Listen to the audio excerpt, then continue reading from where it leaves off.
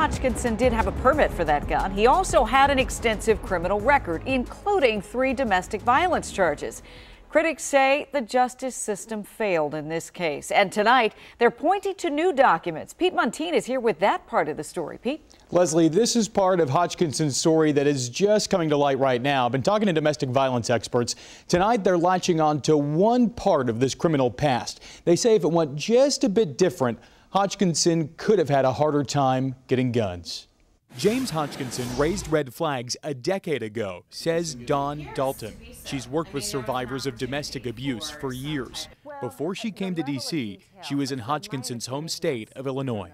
It doesn't surprise me that this particular shooter, as well as others that we know of, have a history of domestic violence in their relationships. A newly unsealed 2006 police report tells of a brawl in Hodgkinson's neighborhood. It says he went looking for his foster daughter, Kathy Rainbolt, at a neighbor's house. Police said he dragged her out by her hair. Friends said he was grabbing, hitting, and choking the teen. Hodgkinson was charged with battery, but Rainbolt and her friends did not show up to court. The charge was dropped.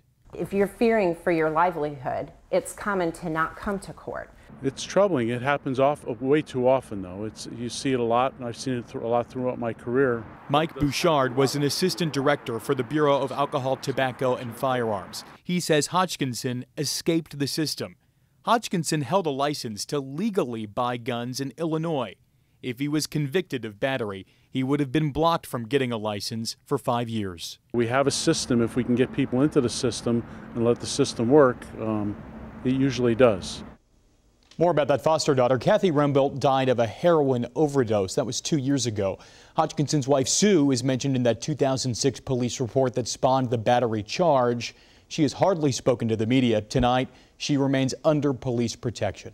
Pete Montine, WUSA 9. Pete, thank you. And 2 of the people injured last week are still in the hospital. Majority Whip Steve Scalise is in serious condition at MedStar. Matt Mika, the lobbyist for Tyson Foods, had another operation this weekend. Doctors say he will make a full recovery, and a GoFundMe page was started for Mika. It's raised more than $30,000.